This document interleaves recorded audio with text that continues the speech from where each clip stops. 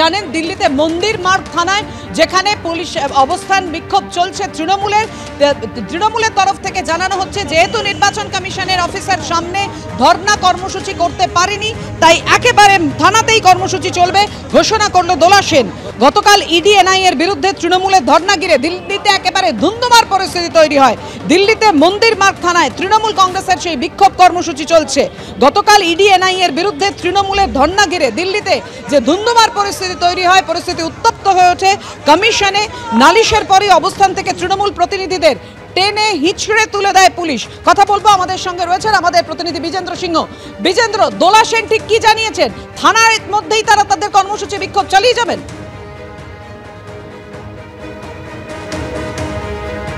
24 ঘন্টার জন্য তারা বলেছিলেন গতকাল তাদের ধর্ণা থাকবে। যখন ইলেকশন কমিশনের বাইরে এসেছিলেন দোলা সেন এবং বাকি 10 সদস্য যারা ছিলেন টিএমসি ডেলিগেশন ইলেকশন কমিশনে, তাদের যে দাবিগুলো ছিল বিশেষ করে এই 4 এজেন্সির প্রধানকে বদল করতে হবে আগামী 24 ঘন্টার মধ্যে এবং সেই 24 ঘন্টা তাদের ধর্ণা থাকবে এবং সেই অনুযায়ী তাদের 24 ঘন্টা ধর্ণা তারা কর্মসূচি ছিল ইলেকশন কমিশনের সামনে। যেহেতু মন্দির মার্গ থানা তাদেরকে দিল্লি পুলিশ নিয়ে এসেছিল মন্দির মার্গ থানায়, এইখানে এসে তারা প্রায় পুরোপুরি 24 ঘন্টা তারা ধর্ণা দিয়েছেন এবং যেহেতু 4:30 বেজে গেছে, দোলা সেন জানালেন কি তাদের 24 ঘন্টা কমপ্লিট হয়ে গেছে, এখন তারা ধর্ণা সমাপ্ত করছেন এবং তাদের যে দাবি ছিল সেটা চিঠি দিয়ে পশ্চিমবঙ্গের রাজ্যপালকে তৃণমূলের কংগ্রেসের তরফ থেকে জানানো হয়েছে এবং তাই তারা তাদের ধর্ণা শেষ করছেন। তাদের দাবিতে তারা এখনও অনড় রয়েছেন কি 4 এজেন্সির সিবিআই, ইডি, এনআইএ এবং ইনকাম ট্যাক্স ডিপার্টমেন্টের প্রধানকে চেঞ্জ করতে হবে। বাকি দলগুলিকে ইলেকশন চলাকালীন লেভেল প্লেইং ফিল্ড দেওয়ার জন্য এটা জরুরি, এই কথা দোলা সেন জানিয়েছেন। এখন 24 ঘন্টা হলো তারা মন্দির মার্গ থানা থেকে বেরিয়ে এসছেন এবং তারা তাদের ধর্ণা যে সমাপ্ত হচ্ছে সে কথাও দোলা সেন জানিয়েছেন। একদমই বিজেন্দ্র, তুমি আমাদের সঙ্গে থাকো। অর্থাৎ দিল্লির মন্দির মার্গ থানার সামনে কংগ্রেসের যে বিক্ষোভ কর্মসূচি চলছিল সেই যে ধুন্ধুমার পরিস্থিতি তৈরি হয় গতকাল নির্বাচন কমিশনের সামনে, নালিশের পরই অবস্থান থেকে তৃণমূল প্রতিনিধিদের টেনে হিঁচড়ে তুলে দেয় পুলিশ।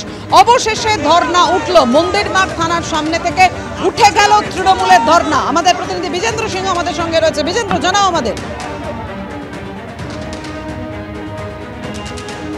হ্যাঁ দেখো, তাদের ধর্ণা শেষ হয়েছে। যেহেতু দোলা সেন যেটা জানালেন ধর্ণা শেষ হয়ে যাওয়ার পর টিএমসি থেকে তরফ থেকে জানানো হয়েছে কি গতকাল তারা ইলেকশন কমিশনের সামনেই জানিয়েছিলেন কি তাদের এইটা 24 ঘন্টার জন্য ধর্ণা, ইলেকশন কমিশনের সামনে তারা বসে ধর্ণা দেবেন। এই কর্মসূচি তারা গতকাল নিয়ে এসেছিলেন, হাতে প্ল্যাকার্ড ছিল, পোস্টার ছিল।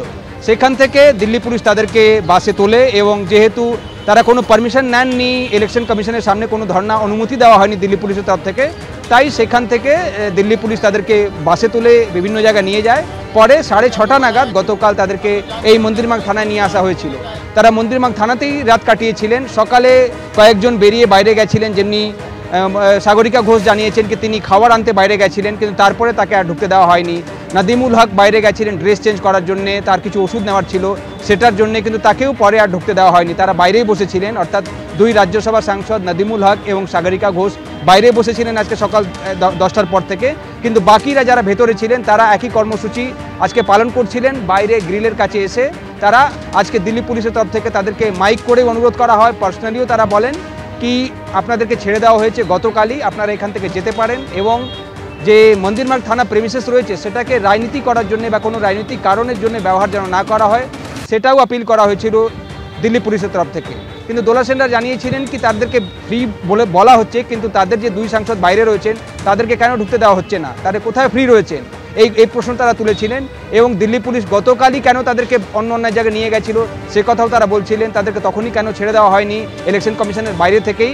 এই কথা বলার পর পুরো 24 ঘন্টা তারা এই মন্দির মার্গ থানায় ধর্ণা দিয়েছেন এবং তারপর কিছুক্ষণ আগে দোলা সেন 4:30 নাগাদ ধর্ণা তাদের শেষ হয়েছে। 24 ঘন্টা কমপ্লিট হয়ে যাওয়ার পর এখন তারা এখান থেকে বেরিয়ে গেছেন। আজকে রাতেই সব নেতারা কলকাতার উদ্দেশ্যে রওনা হয়ে যাবেন। ধন্যবাদ বিজেন্দ্র।